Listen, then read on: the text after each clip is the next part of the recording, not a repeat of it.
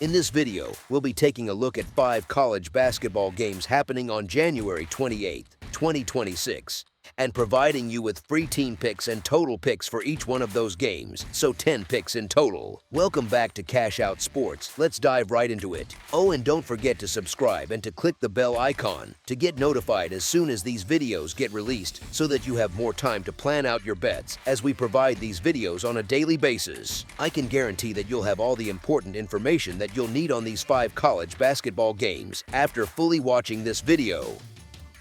One more thing before we start, if you would like to gain access to our best exclusive sports picks to take your journey to the next level, then check out our Patreon in the link down below, where we offer our best single picks, parlay picks, and much more. Now let's get started.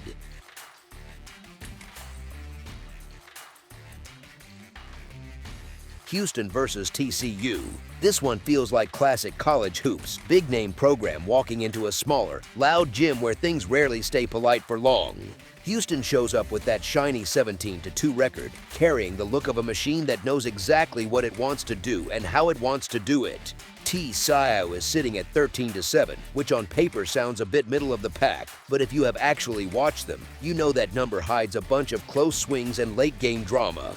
The spread has Houston laying a strong number on the road, sitting in that neighborhood where the favorite is being treated like they should control things for most of the night. It makes sense at first glance. People see a top-tier record, a history of consistency, and the kind of program that does not usually stumble twice in a row, and the default reaction is to lean toward the marquee name.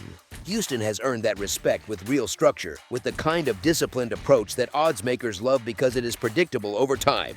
Here is the thing though, numbers like this are not just about who is better, they are about how these games actually feel for 40 minutes. TCU at home has been living right around these types of spreads, constantly making life annoying for teams that come in with more hype.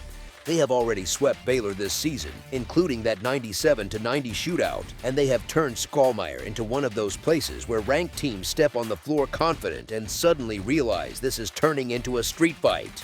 Over the past few years, TCU has stacked wins at home against top 10 opponents and has already caught Houston there before, squeezing out that 68-67 upset when Houston came in ranked second in the country. That is not just a random blip, that is a pattern of a team that enjoys being the loud neighbor who refuses to turn the music down.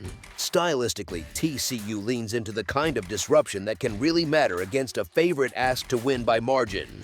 They pressure the ball, hunt turnovers, and are happy if the game looks a little messy, as long as they are the ones creating that mess. When you are catching points, those deflections, those extra possessions, those scrambles in front of an energized crowd, all of that makes it harder for the road team to just cruise to a clean, double-digit result. Honestly, for a spread like this, every extra loose ball and every loud whistle counts. On the inside, TCU is not showing up undersized either. David Punch brings scoring, rebounding, and rim protection, and the fact that he is back from that brief illness and ready to go really matters. Alongside him, Xavier Edmonds adds more size and shot blocking, which lets TCU lean on Houston physically and challenge them around the rim again and again. If that pressure leads to foul issues for Houston's main interior presence, suddenly the balance on the glass and in paint touches can tilt toward the home team, even if Houston still looks more polished in the box score. Houston's backcourt obviously carries a lot of weight here. Kingston Flemings is coming off that huge scoring night, Milo Suzan keeps things organized, and Emmanuel Sharp spaces the floor in a way that punishes lazy closeouts. They are fully capable of grabbing control for stretches and building leads. But TCU has guards that can answer instead of disappearing. Jaden Pierre has shown real confidence in big moments, and Brock Harding runs the show with a pass-first mindset that still lets him poke at the defense when it matters. That kind of guard play helps keep things within reach, especially when the game turns into a series of mini runs rather than one big knockout punch. When you stack all of that together, the environment, the style, the physical front court, and the guard play on both sides, it feels less like a simple runaway spot and more like one of those nights where the favorite keeps getting nudged, never quite shaking the underdog as much as the spread suggests. Houston can still look like the better team and win, while TCU makes every possession a small battle and keeps the scoreboard margin inside that number more often than not. As our first pick for this matchup, the TCU Horned Frogs to cover the spread as underdogs is our full game side pick. The projected total number is sitting up in the high 130s, which is basically the book saying these two might meet somewhere in the middle between a grind and a track meet. Houston wants no part of a track meet. Their whole identity lives in slow tempo, strong defense, and methodical possessions that squeeze the clock. They play at one of the slowest paces in college basketball, and that is not an accident. It is a choice that shows up every trip down the floor. They are comfortable walking the ball up, running their sets, and forcing you to work for every decent look. On defense, they make you earn everything, and opponents regularly end up stuck in the low 60s. They do not give away easy points with sloppy turnovers or constant fouling, which means there are not many free gifts on the scoreboard. In those kinds of games, totals drift downward quietly, almost like the points are evaporating off the clock instead of exploding. TCU, on the surface, feels like the wild card here. They just played that 97-90 game against Baylor, and when they get out in transition, they can put up numbers fast. The fast break is absolutely part of their personality. But there is another side to them that matters just as much for the total. They are very good at creating turnovers and disrupting possessions, which often leads to a choppy rhythm with deflections, resets, and late clock heaves. That kind of game, with a lot of stops and starts, does not always create a fireworks show. Sometimes it just creates frustration. If you look at recent history between these two programs, there is also a reminder that this matchup can land in a much quieter scoring range. Last season, their meeting ended in a low-scoring result where both offenses looked like they were playing in thick mud. The rosters are not identical now, but the core personalities are still similar. Houston still wants to defend, slow things down, and live in the half court. TCU still has the tools to make the game uncomfortable without automatically turning it into a run-and-gun contest. Coaching habits also point in a similar direction. Houston is coming off a game where they allowed more points than they like, and pride usually shows up on the defensive end after that kind of result. It would not be surprising at all to see them emphasize getting stops, controlling tempo, and making sure this does not turn into a loose, up-and-down affair. On the other side, TCU knows that racing into quick shots against a defense as structured as Houston's can be a trap. Slowing down at times, picking their spots, and trusting their own defense to create empty possessions feels like the smarter route. It is a bit of a contradiction, since TCU can run, but in this matchup, playing a little more controlled might actually help them. Of course, you always have to respect the chaos of late-game fouling in college hoops. That strange final minute where a normal box score suddenly swings by 5 or 6 points with nothing but free throws. That is the main way a number like this can get pushed higher than the flow of the game really earned.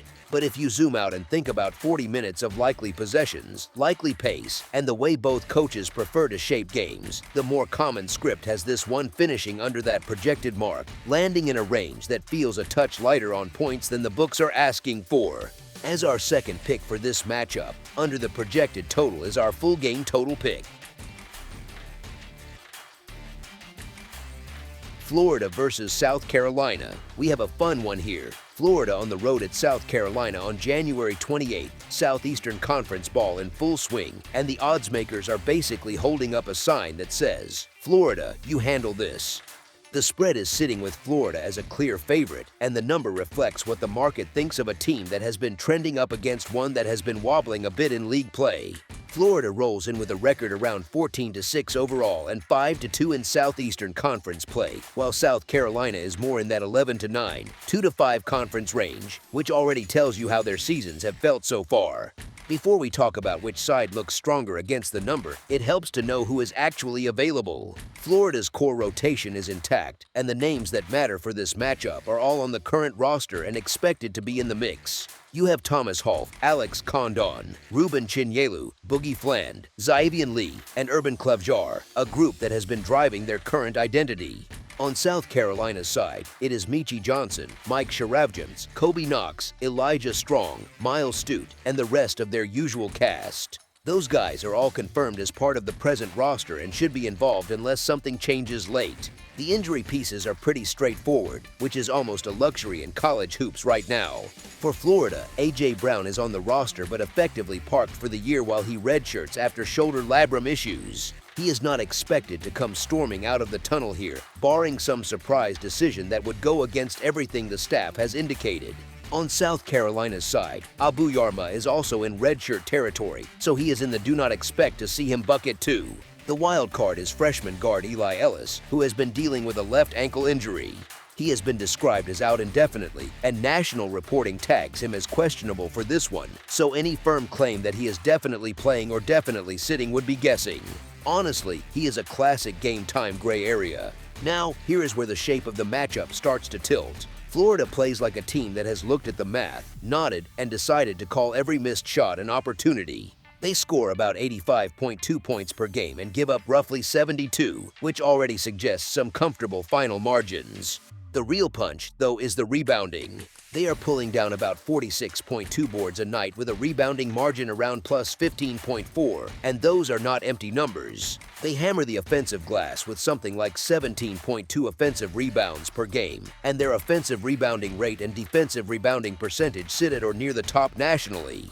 In plain English, if you do not finish a defensive possession properly against Florida, you might as well start bracing for a second and third shot. South Carolina, in contrast, is more of a finesse-leaning group right now. They put up around 78 points a game and sit near the top nationally in free throw shooting, close to 79%, so when they get to the line they cash. That is nice for late-game swings, and it is something bettors pay attention to. The issue is that their defensive profile has been slipping. They have dropped 4 of their last 5, and that includes a rough one at Texas A&M where they got drilled, something like 92-69, and watched the Aggies knock down 17 threes. That kind of result hits the confidence of any team that prides itself on guarding the arc.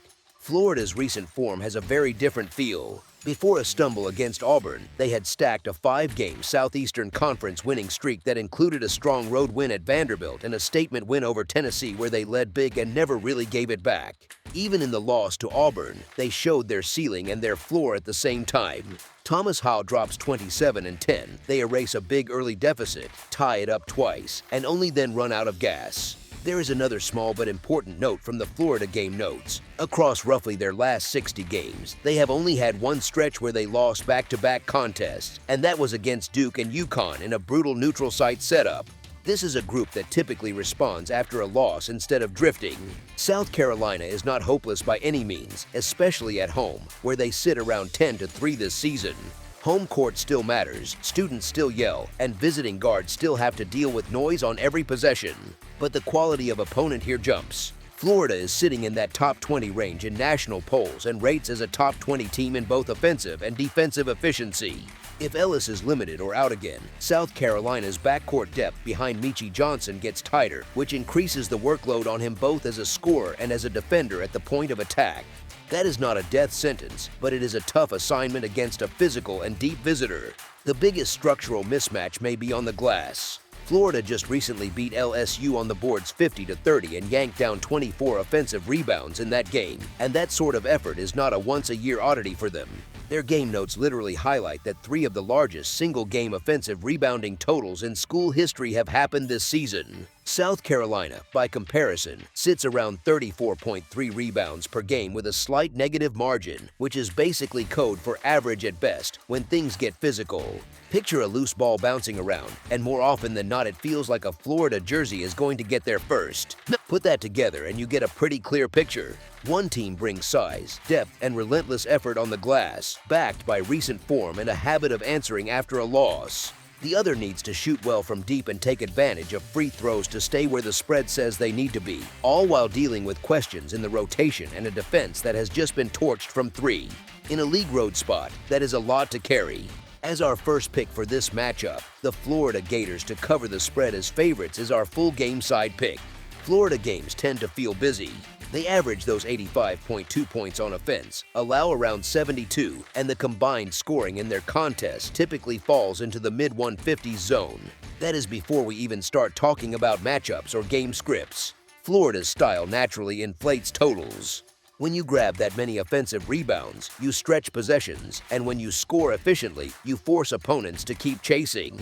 Even if they do not play at the absolute fastest pace, the constant second chance looks act like extra possessions stitched on top of a normal game. From a viewing standpoint, it looks like the game rarely breathes. South Carolina's profile nudges the total higher too, even if their defense wants to claim otherwise. They score about 78.3 points and give up around 73, which already puts an average game near that 151 range. They also lean into shot profiles that are friendly to totals. They take threes, they attack, and they are excellent from the line, with that team free throw percentage hovering around 78.7%. So when whistles start to blow, those trips usually turn into points, not wasted chances. If you look at recent Florida results, you can see how their offensive ceiling drags games upward.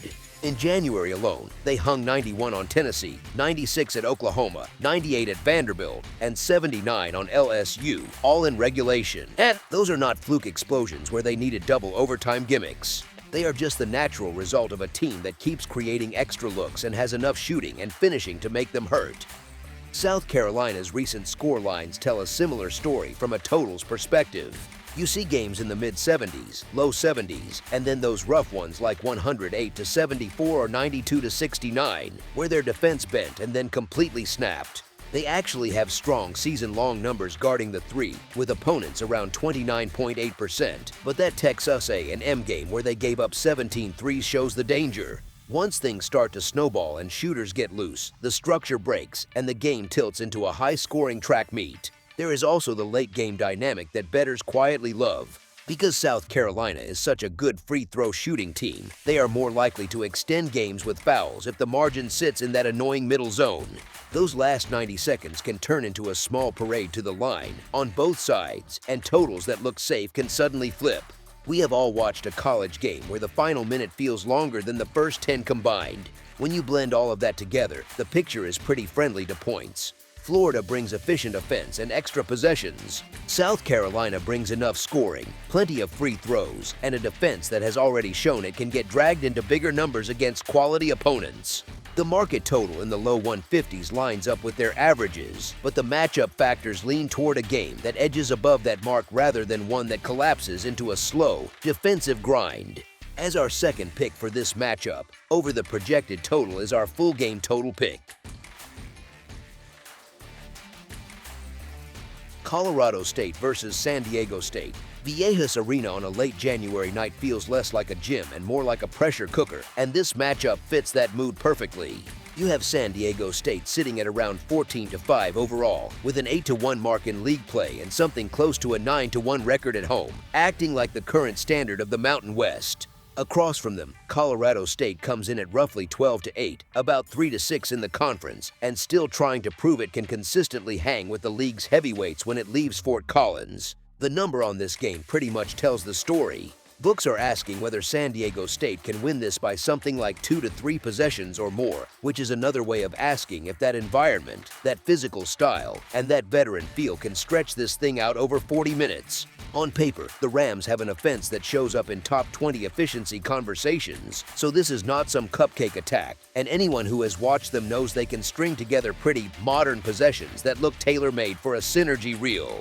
But here is the thing, when Colorado State gets away from home, that same offense suddenly feels a little more fragile. They are sitting around 2 to 3 in true road games, and those nights tend to dip below their usual scoring clip of roughly the high 70s. It is not that the schemes vanish, it is that every cut, every catch, and every jumper comes with a bit more resistance. San Diego State, meanwhile, leans right into that resistance. Their whole identity is built around a compact, connected shell, the kind of pack style where help is already in your driving lane before you even put the ball on the deck. Over the last 10 or so, they have been giving up somewhere around 70 points per game, and it rarely feels easy for opponents. That defense, combined with their 9-1 type dominance at home and an 8-2 run over their last 10 with an average margin floating in double digits, turns every visitor into a stress test rather than a guest. This is not just about one star or one hot shooter. It is about long arms on the wing, strong bodies at the rim, and a coaching staff that is perfectly happy if you spend 15 seconds of the shot clock just trying to catch your breath. History between these two programs quietly nudges the same direction. Colorado State has struggled to reward backers in this series, landing around 3-7 against the spread over the last 10 meetings. Those are not tiny margins either. A lot of those San Diego State wins have landed right in the same neighborhood as this current number or pushed past it when the Rams eventually ran out of answers against that defensive pressure. From a health standpoint, the picture is pretty clear and it actually simplifies the handicap. Colorado State is not carrying anyone on the current injury list, so what you see in their usual rotation is what you are likely to get. San Diego State only has one real question, a depth forward in Magoon Guath dealing with a hip issue, and that uncertainty sits on the fringes of the main rotation rather than at its core.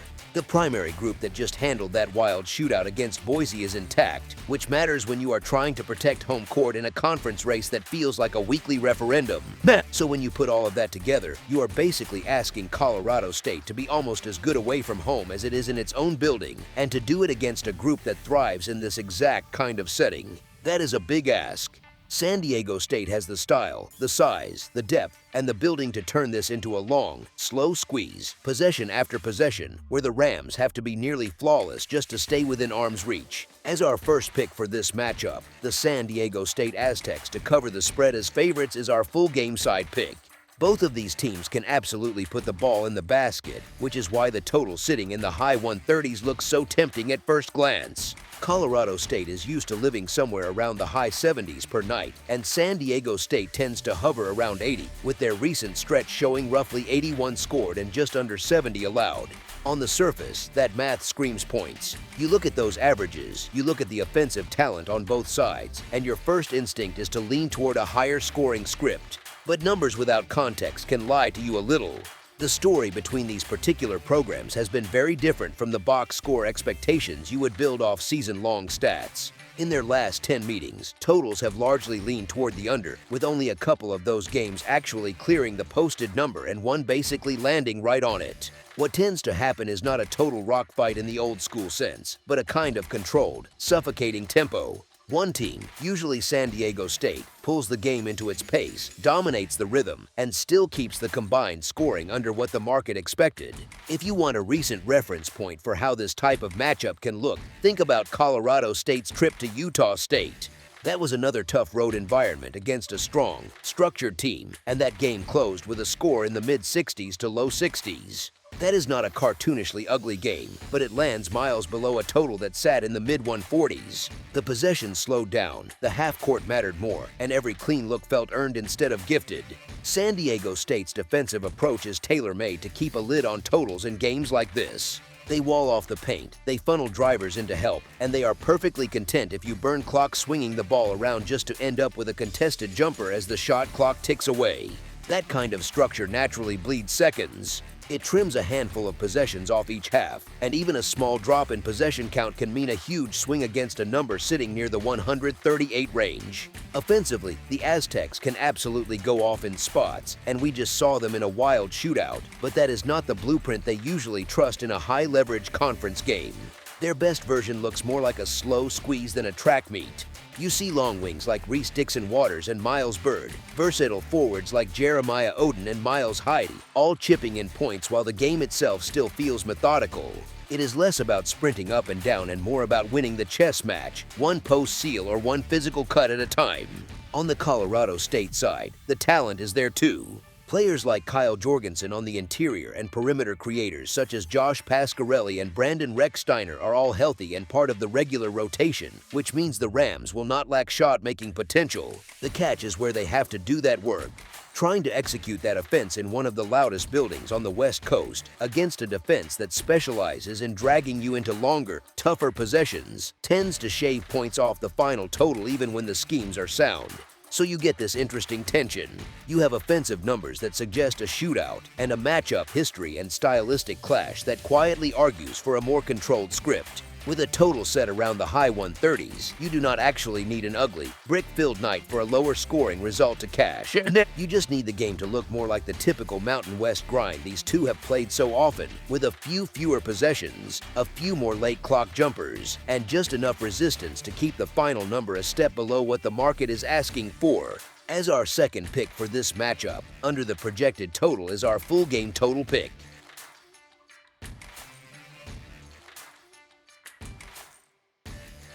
San Francisco versus Santa Clara.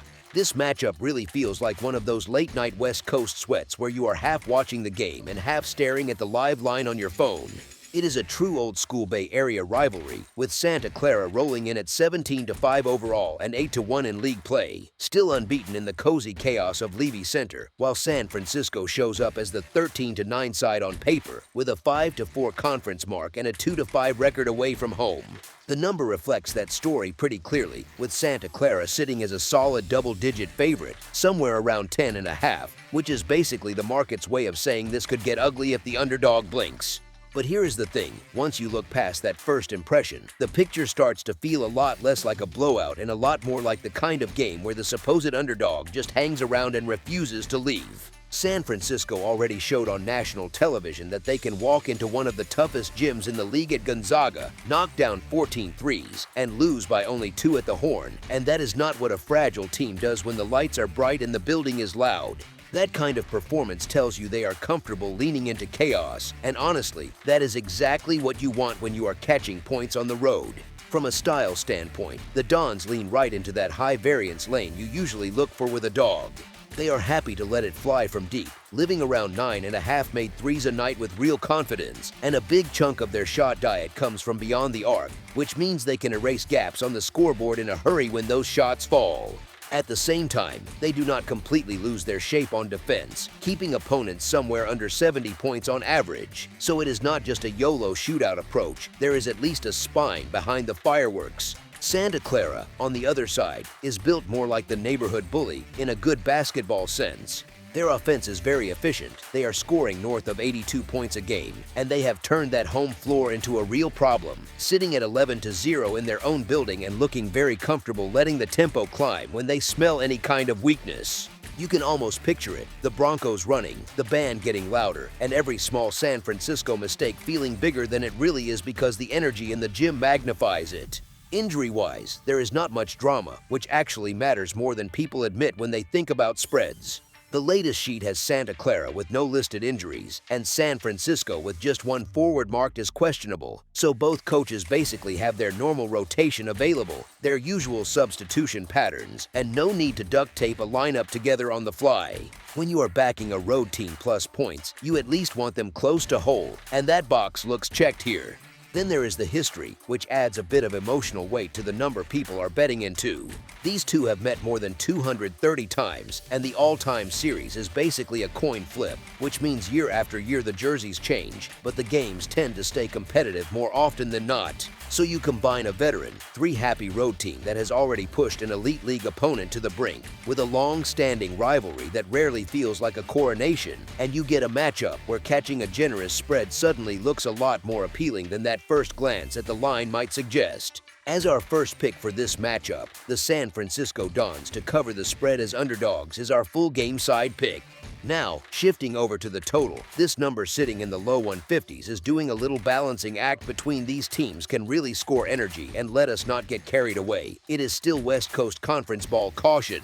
Santa Clara is putting up around 82.5 points per game and allowing about 70.6, while San Francisco is sitting near 75.3 scored and 69.7 allowed. So if you throw those together like quick napkin math, you land in the high 150s, already above where this total is set. It is simple, but it gives you a first feel for why this number might be a touch conservative. The tempo piece backs that early hint up pretty well. Santa Clara plays at a brisk pace, somewhere around 72 possessions per game, and they look very comfortable saying, if you want to run, we will run with you, which is exactly why their home games can feel like track meets at times. San Francisco is a tick slower, living in that high 60s to low 70s range, but they are still fast enough that if the Broncos decide to push, the Dons can comfortably match the rhythm without grinding the game into a half-court slugfest. That kind of stylistic pairing usually nudges things toward more possessions, and more possessions usually mean more chances for the scoreboard to light up.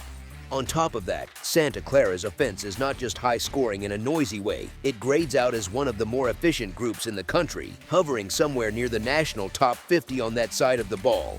That tracks with what you see on paper, a team that regularly gets into the 80s and has turned Levy Center, where they are 11-0 this season, into a playground where they are very comfortable piling on points. For totals bettors, that sort of stability is comforting because you are not just hoping for a fluky shooting night, you are leaning on a pattern that has shown up again and again. San Francisco, for their part, is a pretty ideal dance partner if you are hoping for points rather than a grind.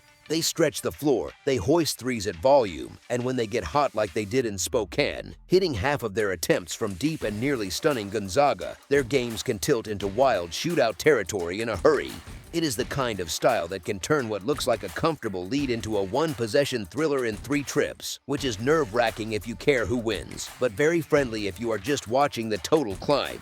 There is also a bit of chaos built into the rivalry itself, which quietly matters when you think about how many points a game can produce. Recent meetings have seen multiple matchups land in the mid-150s or get pushed to overtime, and Santa Clara, in particular, has shown a real tendency this season to land on the higher scoring side of things, with more overs than unders on their ledger. That is not a guarantee, and it should not be treated like one, but it is another small nudge in the same direction.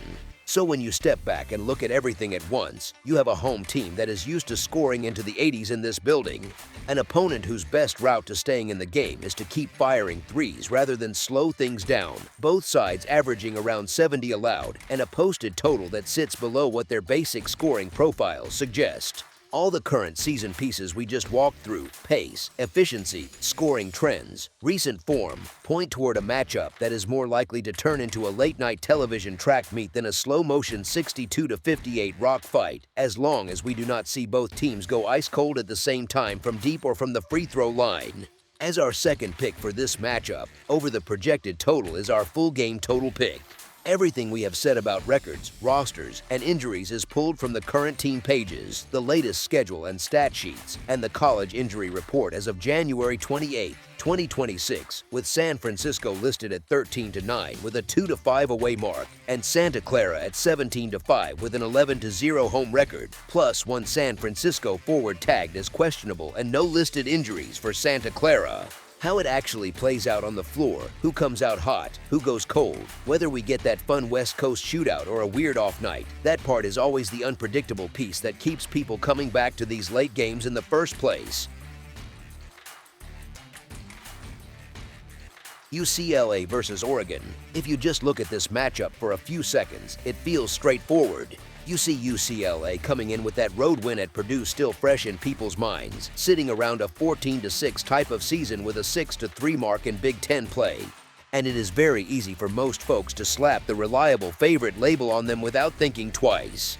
Across from them you have an Oregon group with something closer to an 8-12 and 1-8 type of conference story, which looks ugly on a scoreboard graphic, and that gap alone kind of pushes casual bettors toward the Bruins before they even see the number. Once you slow down and actually think about the spread, though, the picture feels a lot less tidy. The books are hanging UCLA by roughly 3.5 to 4.5 points on the road, which is a tiny cushion for a favorite that the public already likes. Recent performance against the spread hints at the problem here, because UCLA has been winning games but not exactly treating bettors kindly, with a run closer to 2-5 against the spread overall and around 1-4 against the spread in true road spots. That is what happens when a team becomes a little bit of a media darling. The market price drifts up, and suddenly they have to win pretty and win big just to cover a single ticket. Oregon, on the other side, looks like a mess at first glance, but it is more of a controlled chaos type of mess. Injuries have carved into the roster in a very real way, with Nate Biddle, who had been carrying a lot of the scoring and rim work, ruled out for a good chunk of time, and Jackson Shelstad, their key ball handler, shelved for basically the rest of the year. Both guys are still on the official roster, which almost makes it feel cruel when you look at the depth chart, but they are not part of the actual plan for this matchup.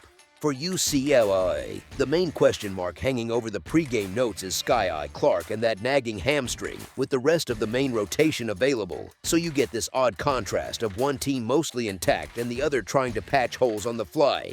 Style-wise, this is not that old-school version of UCLA that tried to turn every game into a rock fight. The current group leans into efficient shooting, spacing, and enough defense to hold the line rather than choking teams out possession by possession.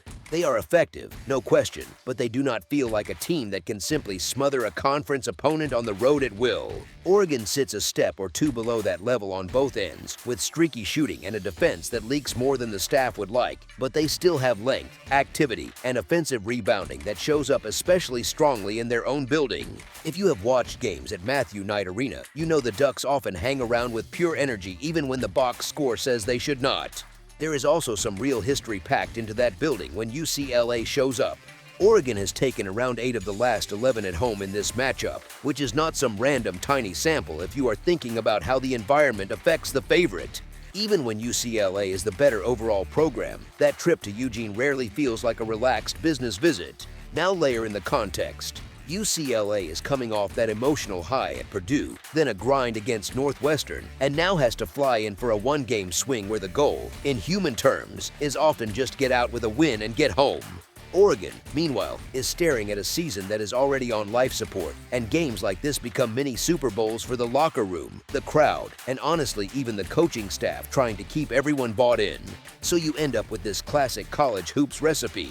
An overvalued road favorite, a wounded but cornered home team, a tricky building, and a spread small enough that a sloppy stretch or two can flip tickets from green to red. Oregon does not actually need to be fully fixed to make the points live here. They just need to give you 40 minutes of noisy, slightly chaotic basketball and lean on that home comfort that has bothered Bruins teams before. An outright upset is far from guaranteed, but the combination of public perception, recent spread results, injury context, and the history in Eugene tilts the value toward the team catching the points rather than the one laying them. As our first pick for this matchup, the Oregon Ducks to cover the spread as underdogs is our full game side pick. Odds makers have settled into a total number in the high 130s, roughly a 137.5 to 139 type of range, which quietly projects something like a 71 to 68 style final. On paper, that feels conservative when you line it up with how these teams have generally been involved in games this season. UCLA has been living in the high 70s on offense while giving up something in the high 60s, and Oregon has been more of a low 70s scoring group while allowing points in the mid 70s. If you use that simple frame, some projection models land their average scoring around 77.4 and 73.1 respectively, which adds up close to 150 points rather than anything in the 130s. That is not a tiny gap. That is double-digit breathing room between the stat-based expectation and the number hanging on the board. Here is the twist that throws people off.